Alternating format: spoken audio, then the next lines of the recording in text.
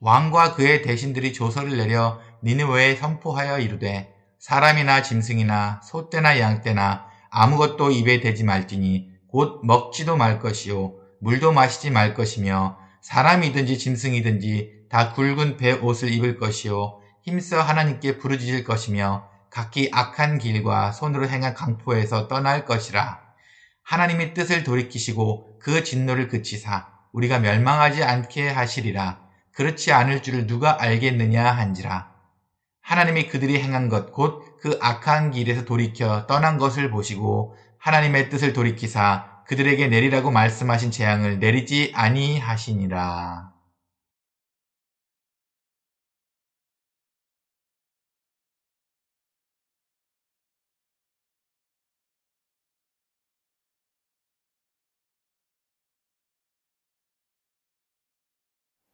한 주간 평안하셨습니까? 이제 완연한 가을이 됐습니다. 날씨로 인한 건강 조심하셨으면 좋겠습니다. 오늘은 요나 세 번째 시간입니다. 지금까지 요나의 내용을 보았어요. 요나는 제가 고집불통이라는 표현을 썼습니다. 오늘의 내용, 요나서 3장의 내용이 이렇게 됩니다. 결국 가기 싫은 니느웨를 도망가서 다시스로 가던 요나는 결국 물고기 뱃속에서 3일 동안 있다가 나오게 됩니다. 그리고 오늘의 이야기가 바로 시작되죠. 바로 이 부분이 신학적으로 중요한 부분이긴 합니다.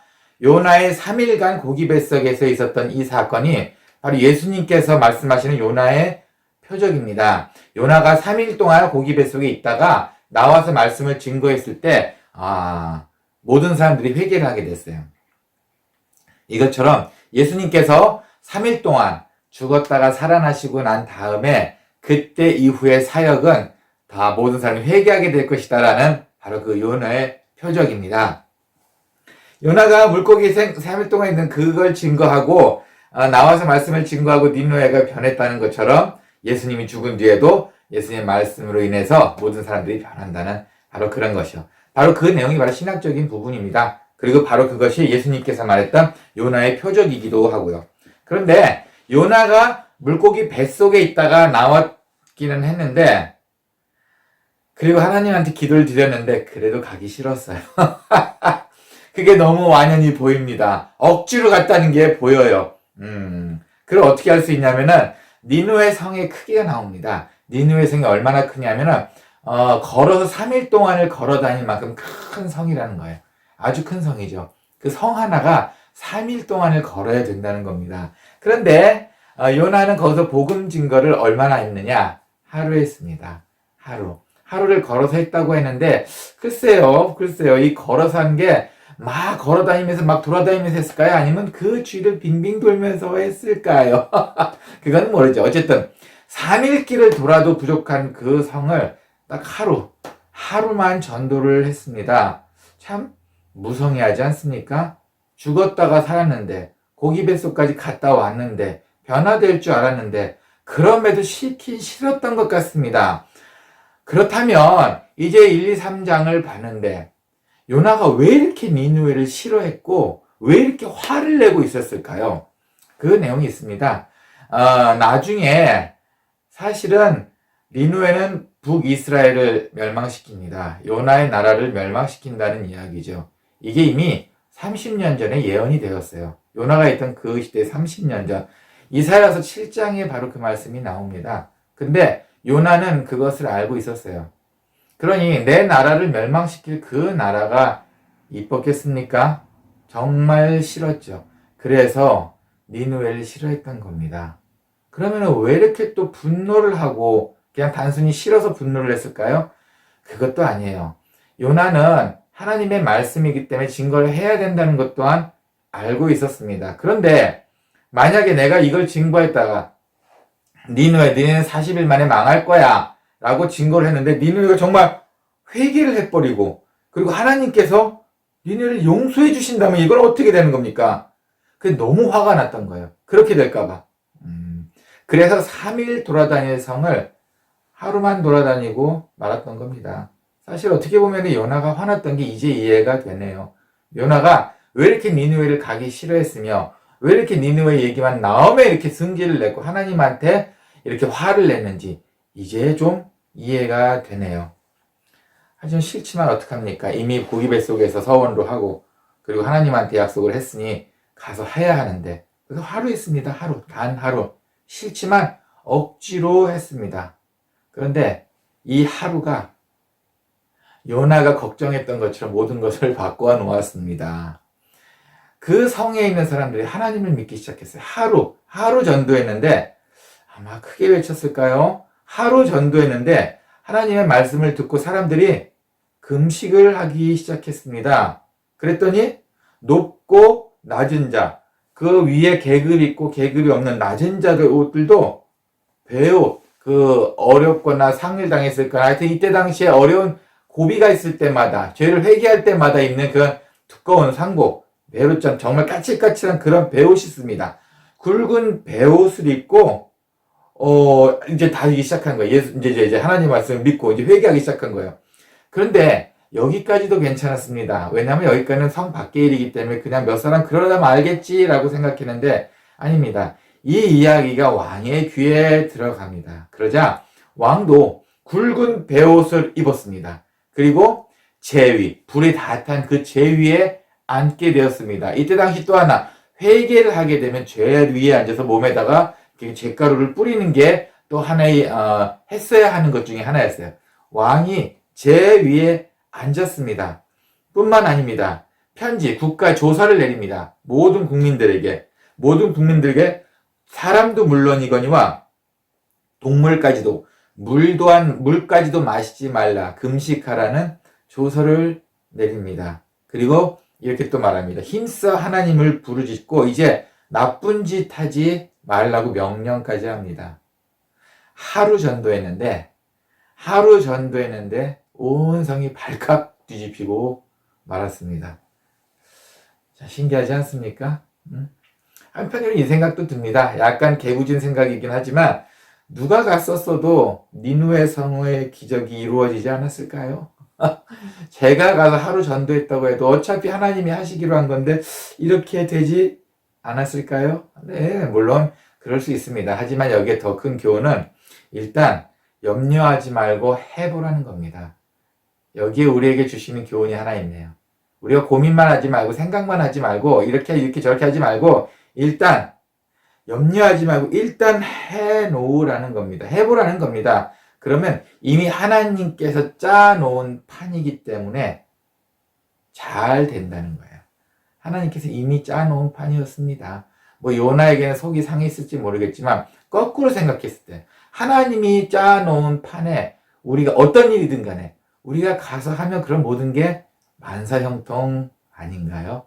이건 우리에게 오히려 더 좋은 소식 아닌가요?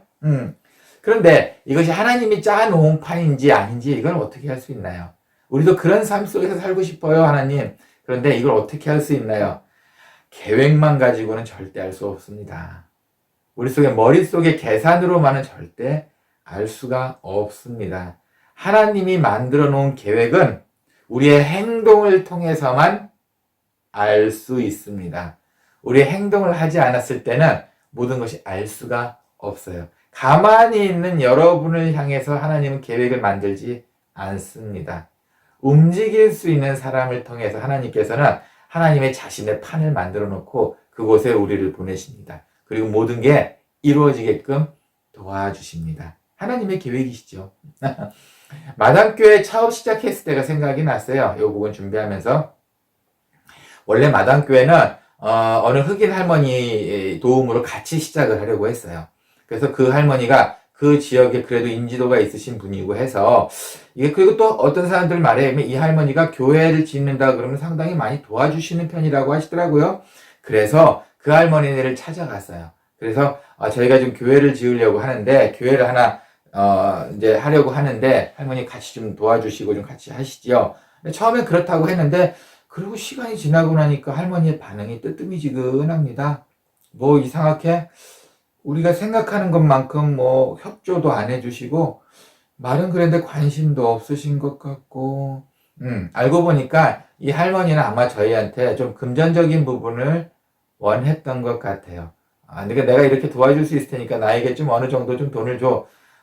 그래서 그랬는지 저희는 그 부분에 대해서는 전혀 할 생각도 없었고 이 할머니가 그래서 저희랑 이제 선을 그셨어요. 그래서 그러면 이게 하나님 뜻이 아닌가 보다. 그래서 우리는 직접 알아보기로 했습니다. 아내와 제가 직접 어디서 교회를 할까라고 알아보기로 했어요. 그래서 일단 그 할머니 집 가서 그 할머니가 우리랑 이제 안 하겠다. 이제 그 할머니 근데 집에 있지도 않아서 그래서 이 할머니랑은 아닌가 보다. 그리고 바로 고개를 돌렸어요. 길 맞은편에 그 어느 집주인 할머니가 나와 있어서 그 할머니한테 물어봤습니다. 그 주위 분위기도 좀 볼 겸 우리가 지금 교회를 하고 싶은데 지금 어떻게 하면 좋을까? 그때 그 할머니가 우리 집에서 하자. 우리 집에서 해도 괜찮아. 여기 조그만 주차장 있지만 뭐 여기서 해보면 어떨까? 야, 이렇게 해서 마당교회가 시작됐습니다. 처음 문 열을 때 한 15명 왔었나요? 지금은 많이 올 때 한 600명까지 옵니다. 하나님께서 하셨습니다. 하나님께서 짜놓은 판이었어요.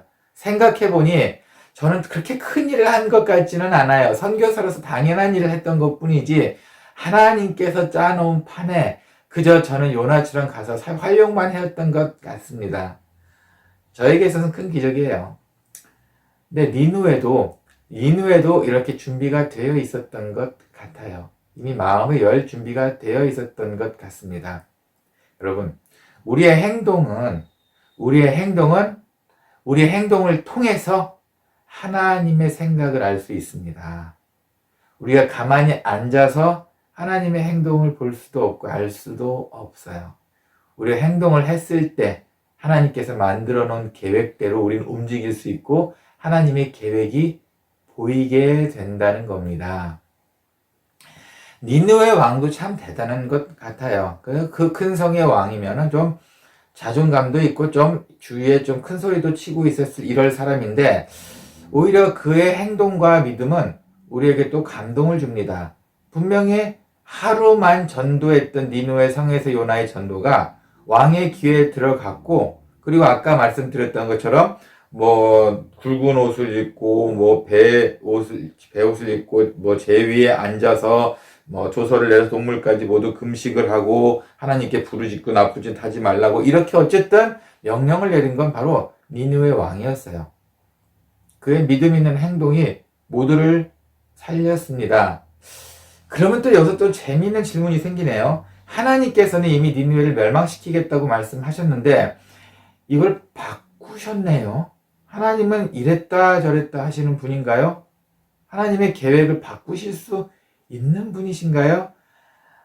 참 애매한 질문이기도 합니다.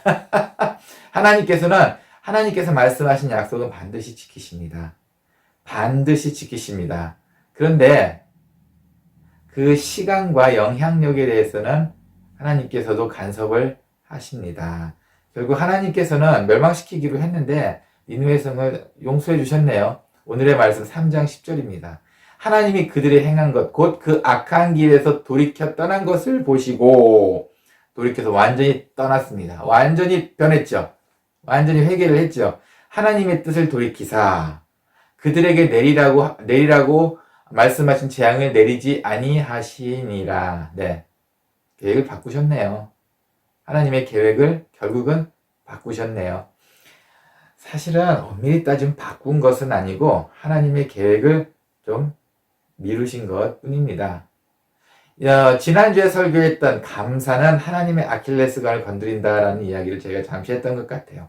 우리가 감사합니다라는 말을 하면 하나님께서 귀를 쫑긋 하신다는 겁니다. 그리고 안 들을 수도 있는 얘기에 관심을 가져주실 만큼 우리 입에서 나오는 그 감사는 그만큼 영향력이 있다는 거예요. 그리고 스토리를 더 붙여서 얘기하면은 하나님이 더 좋아하신다는 이야기를 했습니다. 그런데 그것보다 조금 더 강력한 게 오늘의 말씀에 나옵니다. 바로 회개입니다. 감사는 하나님의 아킬레스건이라면 회개는 하나님의 보증수표입니다. 감사보다 더 센 것 같네요. 그렇죠?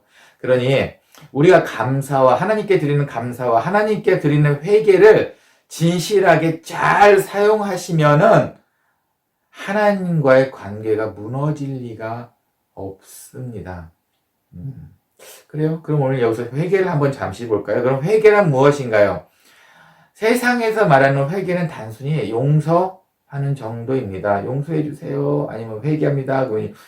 내가 널 용서할게. 뭐 이 정도 그냥 용서의 선으로 해석하는 게 좀 맞는 것 같아요. 그런데 하나님 앞에서의 회개는 잘못을 인정하는 용서의 정도가 아니라 완전히 내가 가고 있는 방향을 바꾸는 것을 말합니다. 성경에 회개라는 말이 참 많이 나오죠. 그런데 어느 학자가 그 회개에 대해서 이렇게 이야기를 했는데 참 동의합니다. 그래서 이 얘기를 한번 드릴까 해요. 회개라는 것은 잘못된 기차를 타고 가는 것과 같다라고 합니다. 무슨 얘기냐면은 회개라는 것은 잘못된 기차를 타고 간다. 그 안에서 계속 아무리 착하고 선한 일을 해봤자 소용이 없다는 겁니다.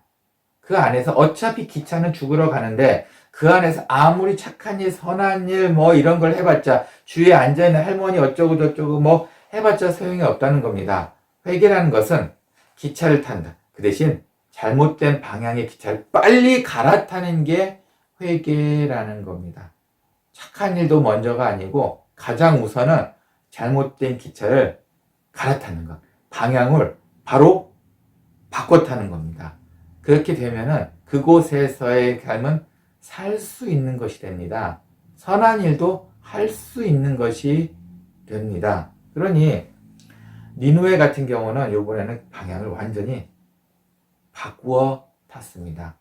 그리고는 한 가지 더, 다시는 그쪽 방향으로 가면 안 됩니다. 이게 우리 하나님께서 말씀하시는 회개예요. 네, 잘못을 인정합니다. 그러고 나서 또 잘못하는 것은 방향을 바꾼 게 아니고 그냥 용서입니다. 하지만 다시는 그러지 않겠습니다라고 방향의 기차를 바꿔 탄다면 그렇게 가시면 됩니다. 그게 회개입니다. 다시는 오지 마세요. 다시는 돌아보지 마세요. 그게 바로 회개입니다. 하나님께서는 니느웨의 잘못, 그들의 방향 전환, 그것을 바로 인정하셨습니다. 그래서 그들을 용서해 주신 겁니다. 주위에 변화한 사람들이 많습니다. 뭐 갑자기 어느 날 확 마음이 변해서 나는 알코올 중독자였는데 술을 끊겠어. 아니면 갑자기 확 변해가지고 난 교회를 열심히 다니기로 했어. 이렇게 갑작스럽게 변화하시는 분은 많죠. 그런데 이게 오래 갈 수 있을까요? 좋게 변하신 분도 있고 나쁘게 변하신 분도 있고 그렇죠. 그런데 이게 오래 가나요? 오래 가야 하기 때문입니다. 그래서 회개는 계속 필요합니다. 반복적인 회개는 계속 그래서 필요합니다. 시카고에서 있었던 일이에요. 3살 여자아이가 너무 가난해서 그만 못 먹어서 죽고 말았습니다. 그래서 그 근처에 조그마한 교회에서 이 여자아이를 위해서 장례식을 해줬어요. 그런데 어느 술 취한 주정뱅이가 와서 그 아이를 보면서 그 마지막 시간에 이제 얼굴 보고 이제 서양 문화에서는 마지막 이제 작별을 하는 시간이 있죠. 그때 그 술 취한 사람이 와서 그 아이가 신고 있던 신발을 훔쳐갔습니다.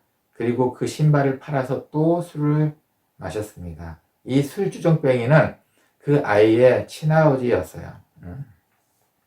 좀 가슴 아프죠?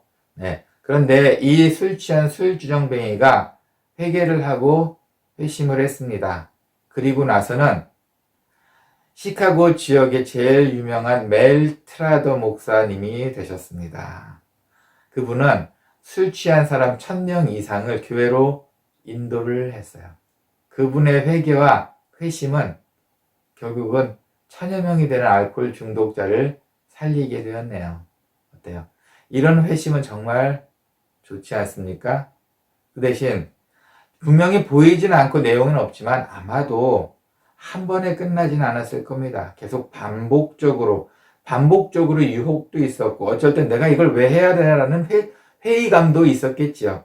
하지만 그래서 우리는 또 말씀드리지만 회개는 반복적으로 계속 하셔야 합니다. 니누의 성은 회개를 해서 이때 당시에 멸망을 면했습니다. 하지만 역사적으로 니누에는 결국 멸망했습니다. 니누의 성이 요나가 있을 때의 왕은 회개를 했지만 그 이후의 왕은 회개하지 않았습니다. 결국은 하나님이 약속하신 대로 니누에는 멸망했습니다.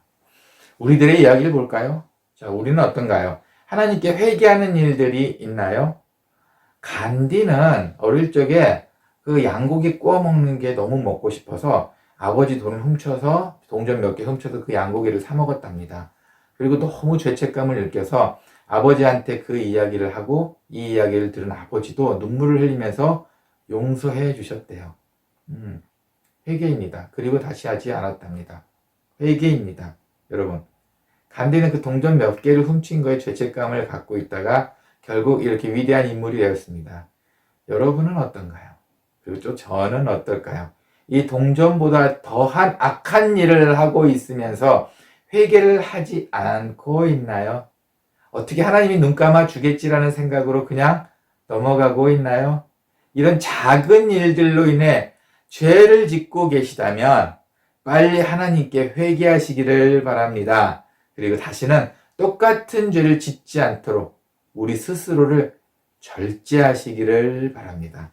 그렇다면 우리에게 주어진 무거운 짐이 아마 하나님으로 의해서 옮겨질 겁니다. 앞으로 있을 만약에 재앙이라도 있다면 우리의 회개를 통해서 이 재앙의 방법이 옮겨지지 않을까요? 어쩌면 영원히 없어질 수도 있지 않겠습니까? 회개. 요나를 통해서 오늘은 회개를 배웠습니다. 우리의 회개, 눈물의 회개, 그리고 지속적인 회개, 변하지 않는 회개, 이것이 우리 삶에 늘 지속되었으면 좋겠습니다. 함께 기도하겠습니다. 하나님 감사합니다. 회개합니다. 그동안 알고 지은 죄, 모르고 지은 죄, 주님 회개합니다. 그러니 우리의 회개를 받아주시옵고 또한 우리 또한 다시는 똑같은 일을 저지르지 않도록 계속적으로 우리를 절제할 수 있는 힘을 허락해 주시옵소서. 이젠 하나님만 보고 나가는 우리오니 하나님께서 우리에게 가장 좋은 것으로 예비해 두실 줄 믿사오니 가장 안전하고 멋진 곳으로 우리를 인도해 주시옵고 하나님의 계획 안에서 우리를 사용하여 주시옵소서. 오늘의 말씀도 감사합니다. 예수님의 이름으로 기도합니다. 아멘.